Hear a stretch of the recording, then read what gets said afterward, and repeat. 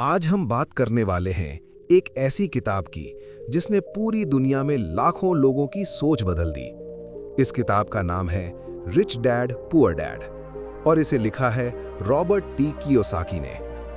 ये किताब सिर्फ पैसे कमाने के बारे में नहीं है, बल्कि ये बताती है कि अमीर लोग अलग तरह से क्यों सोचते हैं और क्यों कई लोग जिंदगी भर मेहनत करने के बाद भी अमीर नहीं बन पाते। तो आइए इस कहानी को शुरू से समझते हैं। शुरुआत, दो अलग सोच वाले पिता। इस किताब में लेखक बताते हैं कि उनके जीवन में दो पिता जैसे लोग थे। पहले थे उनके असली पिता जो बहुत पढ़े लिखे थे, अच्छी नौकरी करते थे, लेकिन हमेशा पैसों की कमी में रहते थे। लेखक उन्हें कहते हैं पुअर डैड। दूसरे थे उनके दोस्त के पिता जिनकी ज्यादा पढ़ाई नहीं थी, लेकिन वो बहुत अमीर थे। लेखक उन्हें कहते हैं रिच डैड। दोनों की सोच बिल्कुल अलग थी। पुअर डैड कहते थे अच्छी पढ़ाई करो, अच्छी नौकरी करो और सुरक्षित जिंदगी जियो। लेकिन रिच डैड कहते थे अगर तुम अमीर बनना चाहते हो तो पैसे के लिए काम मत करो, पैसे को अपने लिए काम करना सीखो। पहला सबक, पैसे के लिए काम मत करो। जब लेखक छोटे थे तो उन्होंने और उनके दोस्त ने रिच डैड से पूछा हमें अमीर बनना सिखाइए। रिच डैड ने उन्हें नौकरी दी, लेकिन बहुत कम पैसे पर। शुरुआत में उन्हें गुस्सा आया, उन्हें लगा कि उनके साथ अन्याय हो रहा है, लेकिन यही रिच डैड का पहला सबक था। उन्होंने समझाया अधिकतर लोग सिर्फ इसलिए नौकरी करते हैं क्योंकि उन्हें पैसे की जरूरत होती है, लेकिन अमीर लोग पैसे की गुलामी नहीं करते, वे ऐसे तरीके ढूंढते हैं जहां पैसा उनके लिए काम करे।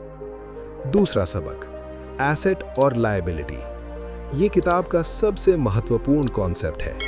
रिच डैड कहते हैं एसेट वो चीज है जो आपकी जेब में पैसा डालती है और लायबिलिटी वो चीज है जो आपकी जेब से पैसा निकालती है। लेकिन समस्या ये है कि अधिकतर लोग इन दोनों में फर्क ही नहीं समझते।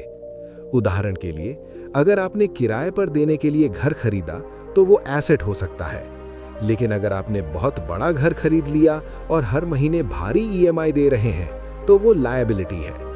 इसी तरह बिजनेस, इन्वेस्टमेंट्स, स्टॉक्स या कोई इनकम सोर्स, ये सभी एसेट्स हो सकते हैं। तीसरा सबक, अमीर लोग पैसे को अलग तरीके से देखते हैं। रिच डैड कहते हैं गरीब और मध्यम वर्ग के लोग पैसे से चीजें खरीदते हैं, लेकिन अमीर लोग पहले एसेट्स बनाते हैं और फिर उन एसेट्स से आने वाले पैसे से महंगी चीजें खरीदते हैं। यही वजह है कि अमीर लोग समय के साथ और अमीर होते जाते हैं और गरीब लोग ज्यादातर कर्ज में फंसे रहते हैं। चौथा सबक, फाइनेंशियल एजुकेशन। स्कूल हमें बहुत सारी चीजें सिखाते हैं, गणित, इतिहास, विज्ञान, लेकिन एक चीज नहीं सिखाते और वो है पैसों को संभालना। रिच डैड कहते हैं अगर आपको अमीर बनना है तो आपको फाइनेंशियल एजुकेशन खुद सीखनी होगी।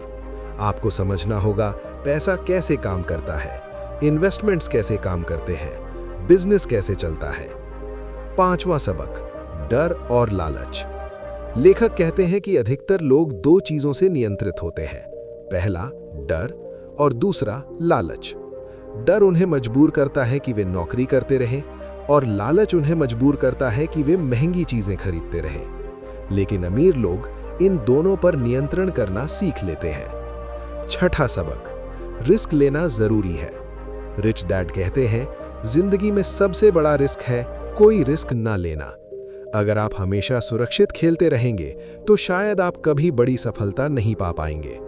इसका मतलब ये नहीं कि बिना सोचे समझे रिस्क लिया जाए, बल्कि सीखकर, समझकर और योजना बनाकर रिस्क लेना चाहिए। किताब का सबसे बड़ा संदेश। इस किताब का असली संदेश बहुत सरल है। अगर आप अमीर बनना चाहते हैं तो सिर्फ नौकरी पर निर्भर मत रहिए, एसेट्स बनाइए, इन्वेस्टमेंट सीखिए, बिजनेस के बारे में समझिए और सबसे महत्वपूर्ण, पैसे के लिए काम मत कीजिए, पैसे को अपने लिए काम करना सीखिए। अंत में, इस किताब ने दुनिया भर के लोगों की सोच बदल दी है और अगर आप भी अपनी फाइनेंशियल लाइफ को बेहतर बनाना चाहते हैं तो इस किताब की सीख आपके लिए बहुत काम की हो सकती है। क्योंकि याद रखिए, अमीर लोग अलग काम नहीं करते, वे चीजों को अलग तरीके से सोचते हैं। अगर आपको ऐसे ही बुक समरी सुनना पसंद है तो हमारे चैनल से जुड़ें और हमारे चैनल को सब्सक्राइब ज़रूर करें।